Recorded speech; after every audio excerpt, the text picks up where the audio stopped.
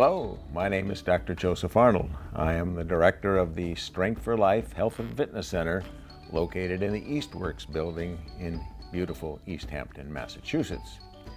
With me today is Amy Cotel, who is the assistant director of the Strength for Life Health and Fitness Center. Today, we are going to demonstrate level 2 abdominal strength training as we teach it in our fitness center. When we did level 1, we demonstrated all of these exercises on the floor, and that was excellent. But now we're going to demonstrate the same exercises on the ball, which is not only more challenging because it increases our range of motion and requires more strength, but also because it enhances our sense of agility, equilibrium, balance. So we're going to demonstrate these exercises on stability balls. The format will be similar to what we do in our clinic. That is, I will demonstrate these exercises with Amy for a few repetitions, and then she will continue the same exercises on her own so you can concentrate and see her form as she performs them. So, without further ado, Amy and I are going to turn to our side and face each other, and we're going to demonstrate the first exercise, which is the lower abdominal curl and leg press. So in order to do that, the starting position is that we're going to have our feet down close to the ball. Actually, our tush is close to the ball and our heels are close to the ball as well. We're going to take a breath in, and as we exhale, we're going to push our lower back into the ball and perform a leg press simultaneously, okay? And then as we breathe in, we'll come back, and as we exhale, we'll push in. Now this is harder to do on the ball than it was on the floor because the ball pushes back against us. So it requires more strength in our lower abdominal muscles. So Amy's going to continue to do this exercise now. Notice as she breathes in deeply, she comes down very close to the floor, and as she exhales, she pushes up. And as you can also see, it requires a bit of agility not to fall on to one side or the other. Okay? So this exercise not only strengthens the lower abdominal muscles below your navel, but it also enhances flexibility of the knees. It's a great warm-up exercise, and it's one that we all do before we start any vigorous strength training exercises. Okay, that's great, Amy. So that completes the lower abdominal curl. The next exercise, which Amy and I are going to do, is the upper abdominal curl. So we're going to start in the same position we were before, but now we're going to push back over the ball, and we're going to leave our knees bent roughly at a right angle and our feet flat. Now we're going to put our hands behind our head, and we're going to look up at the ceiling. Now before we initiate the exercise, we're going to take a breath in, and then as we exhale, we're going to push the lower back into the ball, a lower abdominal curl, and then we're going to curl up about halfway. And that enacts the upper abdominal muscles. So we breathe in as we go down and blow out as we go up. And as you can see, this is a greater range of motion than we had when we were on the floor, because at about this level, the floor would have stopped us, but now we're starting it from here. So as Amy breathes in, notice there's extension in her neck as she goes back. But also notice that before she initiates coming up, she contracts her lower abdominals and then her upper abdominals. So this exercise strengthens our abdominals all the way from our pubic bone up to the bottom of the rib cage. Not only does it strengthen the abdominal muscles, it feels a great way to stretch her upper back and shoulders. And let's do one more, Amy. As you can see, it's so much fun, it's hard to stop. Okay, so now we've done upper and lower rectus abdominis in the first two exercises. Now the next muscle group that we want to address are the oblique muscles. The external obliques run from the side of your rib cage and the side of the abdomen up underneath the armpit. They go more or less like this. In other words, they initiate a diagonal movement. Hence, this exercise is called the diagonal abdominal curl. To begin this exercise, we go back to the beginning position of the upper abdominal curl, but we turn our head to the right. Now we're looking at, I'm looking at my right elbow, and Amy is also well. Okay. What we're going to do before we initiate is take a deep breath in, exhale, push our back into the mat, into the ball, and then as you curl up, you exhale. And then as you breathe in, you're going to look to the opposite elbow and exhale as you curl this way. So breathe in and blow out. Inhale as she looks to the left, exhale as she turns to the right. Breathe in and look right, exhale and turn left.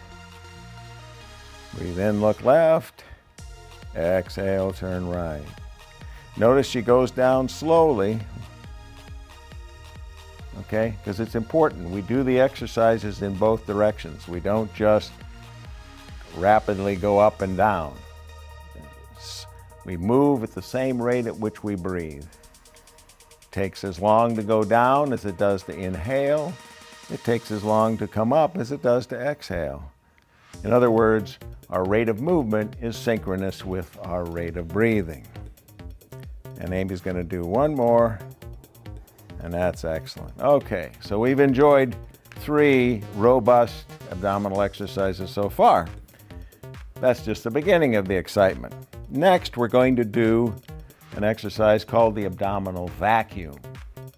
And this is for a different muscle group called transverse abdominis, which is a flat sheath, which the fibers of which run sideways.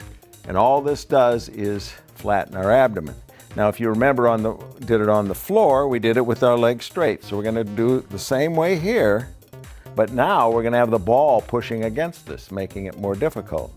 So, supporting our neck, you just take a breath in, let your abdomen rise like bread dough, and then as you exhale, you're going to pull it in and hollow it out as though you were standing at attention.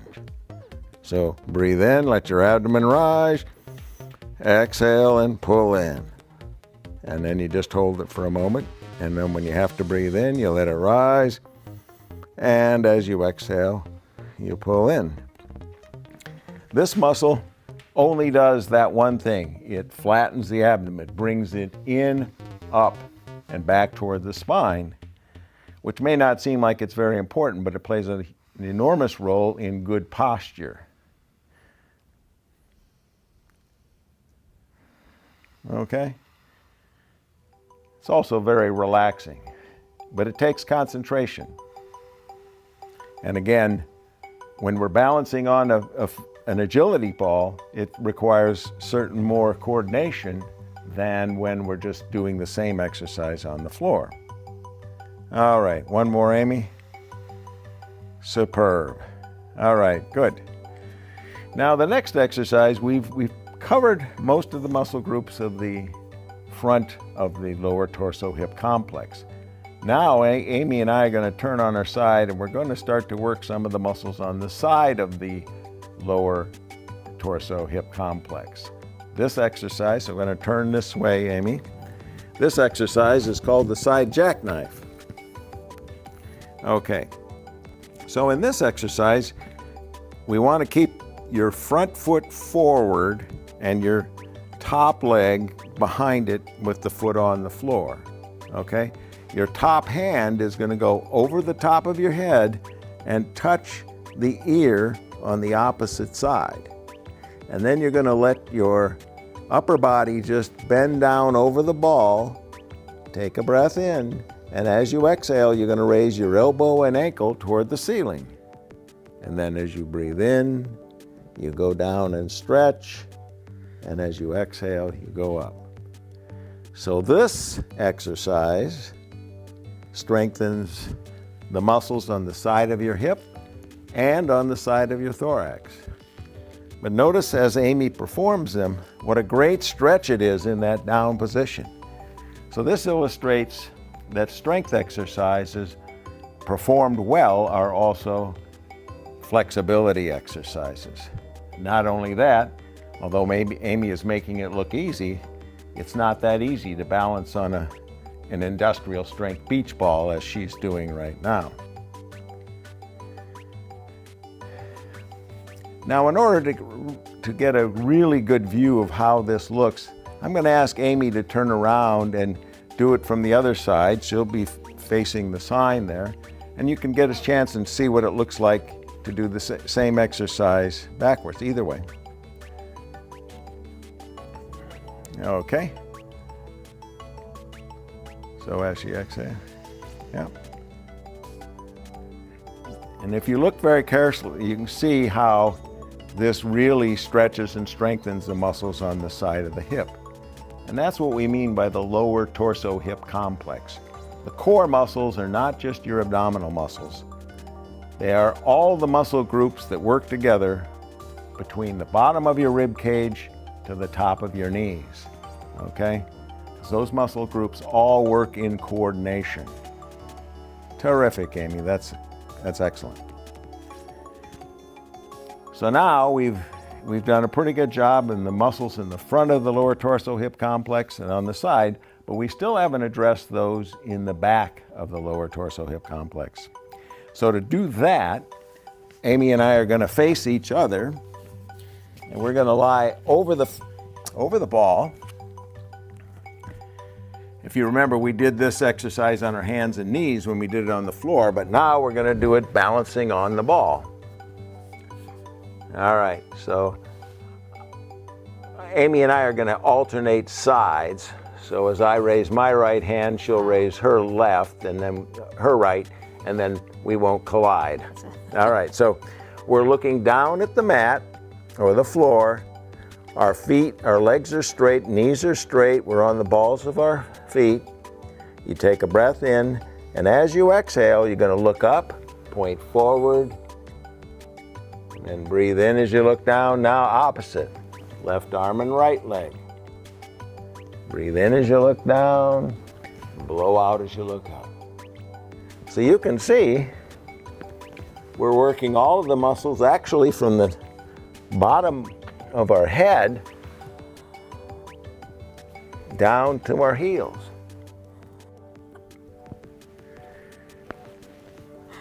I'll let Amy continue.